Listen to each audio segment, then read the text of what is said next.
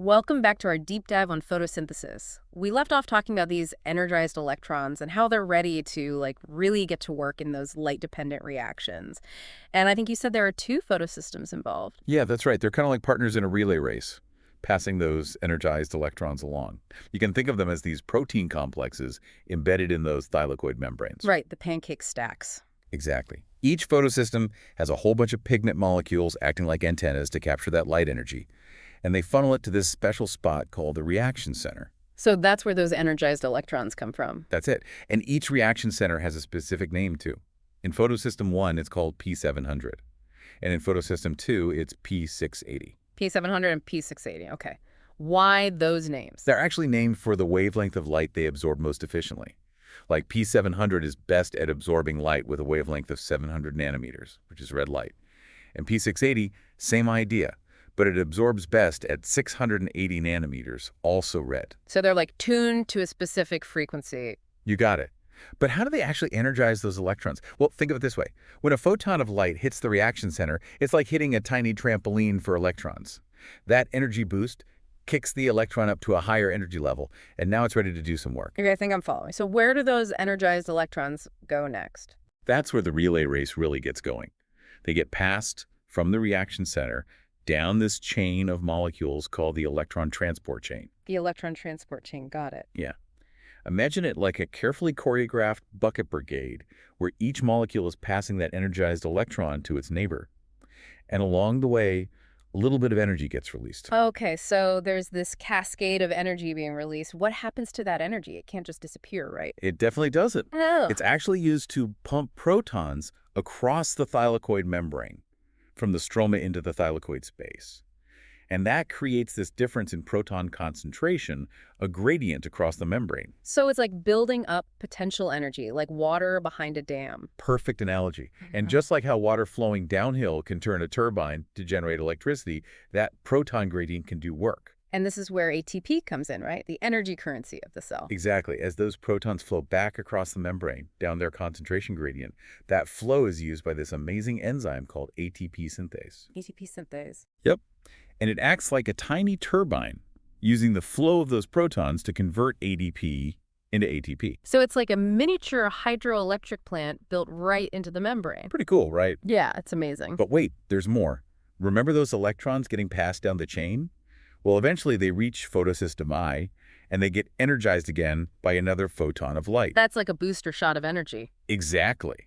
And then these super-energized electrons are passed on to another molecule called NADP plus A, which acts as an electron carrier. It grabs onto those electrons and a couple of protons and gets converted into NADPH. NADPH, is that another energy-rich molecule? It is. Okay, so we've got ATP and NADPH, both energized and ready to power something. But what happens to them? Oh, and what about the oxygen we need to breathe? Where does that come from? Great questions. Remember how we talked about electrons getting energized and passed down the chain? Yeah. Well, we got to replenish the ones that got kicked out of the photosystems by light. And that's where water comes in.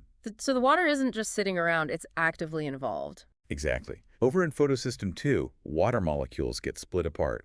It's called photolysis. Photolysis. Yeah, so this releases electrons, which replace the ones lost from photosystem 2, and it generates those protons that help build up the proton gradient.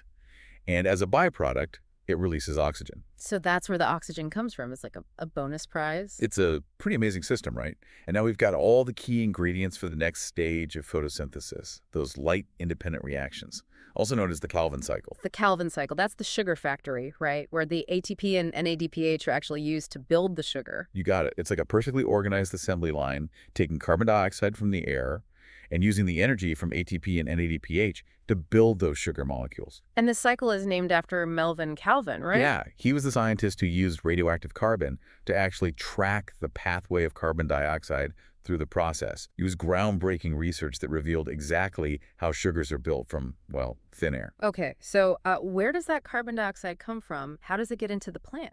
Plants take in carbon dioxide from the atmosphere through these little openings on their leaves called stomata. It's like the plant breathing in its raw material. Makes sense. So the first step of the Calvin cycle is called carbon fixation. That's where the carbon dioxide is grabbed from the air and attached to this 5-carbon sugar called ribulose bisphosphate. or Ruby P for short. Ruby P, got it. And is that where the ATP and NADPH come into play? Not quite yet. Yeah. That carbon fixation step is done by this enzyme called rubisco. Rubisco. Yeah, it's actually the most abundant protein on Earth. Wow, it must be pretty important then. It is. It's responsible for grabbing that carbon dioxide and attaching it to Ruby P, which kicks off the whole sugar-building process.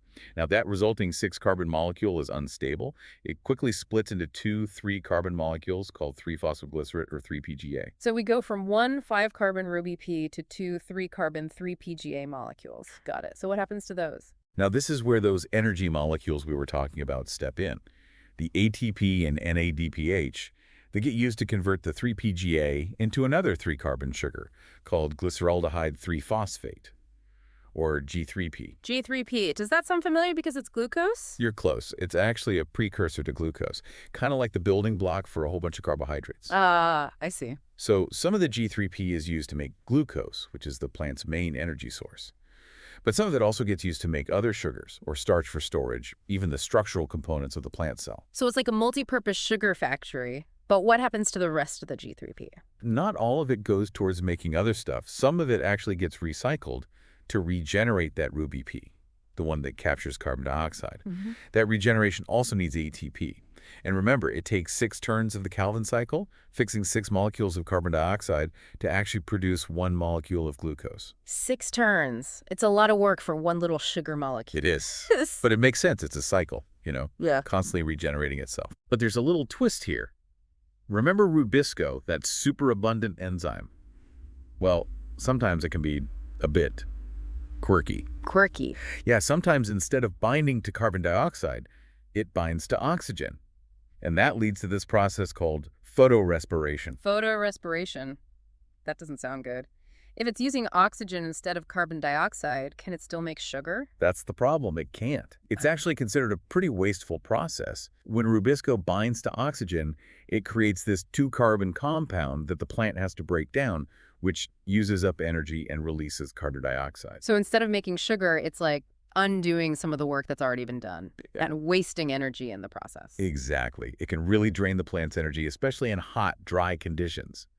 When it's hot, plants close their stomata to conserve water, which is good, but it also means that less carbon dioxide is coming in. So it's like a double whammy. The plant needs to save water, but that makes it harder to get the carbon dioxide it needs, and then photorespiration is more likely to happen. It's a tough situation. But thankfully, plants are incredibly adaptable. Some plants, especially the ones that thrive in hot, dry climates, they've evolved ways to minimize photorespiration. And that's where C4 photosynthesis comes in, right? You got it. C4 plants have this really neat trick up their leaves to concentrate carbon dioxide and keep rubisco away from oxygen. They're super efficient. Okay, now I really want to hear about these C4 plants. They sound like the superheroes of the plant world. They kind of are, but I think we'll save that story for the next part of our deep dive. Welcome back to our deep dive. We've been exploring the incredible world of photosynthesis. You know how plants capture light, turn it into energy, build those sugar molecules. And we left off with a bit of a cliffhanger about C4 plants, those masters of efficiency. Yeah, they're pretty impressive, aren't they? They've got this special strategy for dealing with photorespiration, especially in those hot, dry climates where it can be a real problem. Right, photorespiration. Can we just do a quick recap? What is it again? Sure. Photorespiration happens when that super important enzyme, rubisco, accidentally binds to oxygen instead of carbon dioxide, like grabbing the wrong ingredient for a recipe. And it ends up wasting energy and releasing carbon dioxide, basically undoing some of the work the plant has already done. And if I remember correctly, this is more of an issue in hot, dry places because the plant is trying to conserve water, right? Exactly. When it's hot out, plants close their stomata, those tiny pores on their leaves, to prevent water loss. But that also limits how much carbon dioxide can enter the leaf. So the internal concentration of carbon dioxide drops, oxygen builds up, and rubisco is more likely to make that mistake and bind to oxygen. So how do C4 plants avoid this trap? Do they, have a special version of rubisco that doesn't bind to oxygen? Nope, not quite. It's more like they developed this clever workaround. C4 plants have a unique leaf structure called Cran's anatomy, basically a division of labor within the leaf, with different cells specializing in different tasks. Okay, now I'm really curious. What's so special about their leaf structure? So picture a cross-section of a C4 leaf. You see those vascular bundles, the ones that transport water and nutrients. Well, those are surrounded by a ring of special cells called bundle sheath cells. And those bundle sheath cells, they're packed with chloroplasts. And that's where the Calvin cycle happens in C4 plants. So the Calvin cycle, the sugar-making process, is in a different spot compared to regular plants, which I guess are called C3 plants now. Exactly. But how does moving the Calvin cycle help with photorespiration? It all boils down to concentrating carbon dioxide. C4 plants, in their mesophyll cells, the cells surrounding the bundle sheath cells, they have this other enzyme called PEP carboxylase. PEP carboxylate. Yeah. It's way better at grabbing carbon dioxide than Rubisco is. Plus, it doesn't even bind to oxygen at all. So PP carboxylase can efficiently capture carbon dioxide in the mesophyll cells, even when the concentration is low. It fixes the carbon dioxide to this 3-carbon compound called PP, forming a 4-carbon compound called oxaloacetate. Ah, so that's where the C4 comes from, Yeah. 4-carbon compound. You got it. And then that oxaloacetate gets converted into another 4-carbon compound, either malate or aspartate, and it gets transported into those bundle sheath cells. So they're basically moving the carbon dioxide from the mesophyll cells into the bundle sheath cells where the Calvin cycle is happening. Exactly. It's like a delivery service, bringing a high concentration of carbon dioxide right to where it needs to be. And keeping Rubisco happy and focused on fixing carbon dioxide so there's less photorespiration. It's pretty brilliant. It is. C4 photosynthesis is like a turbocharged version, you know. It lets these plants thrive in places where C3 plants just couldn't handle it. It really shows how cool evolution is. But are there any downsides to being a C4 plant? Well, those extra steps in C4 photosynthesis do take more energy. So in environments where water isn't limited and the temperatures are moderate, C3 plants can actually be more efficient. Ah, so it's a trade-off, huh? C4 plants are better for tougher spots, but they might not have the advantage in milder conditions. Exactly. Different plants have different strategies. It all depends on their environment.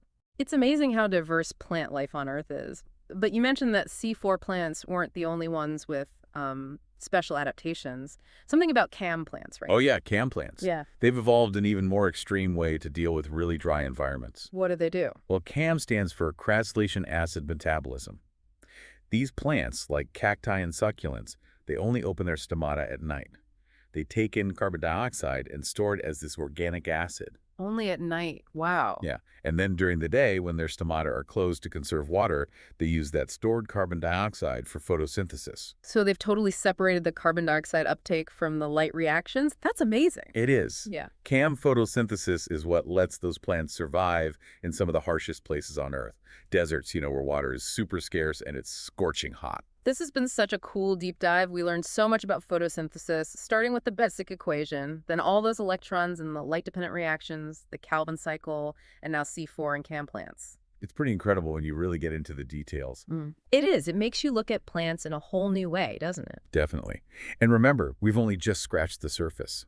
There's still so much more to learn about photosynthesis. Like, we're still trying to figure out the exact role of photorespiration.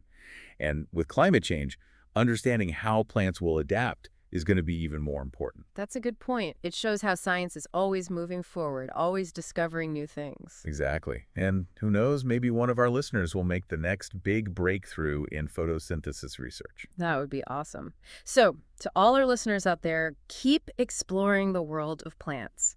Pay attention to the different leaf shapes, the colors, how plants grow in different conditions. There's a whole universe of plant science waiting to be discovered. That's right. So keep those questions coming and stay curious. We'll see you on our next deep dive.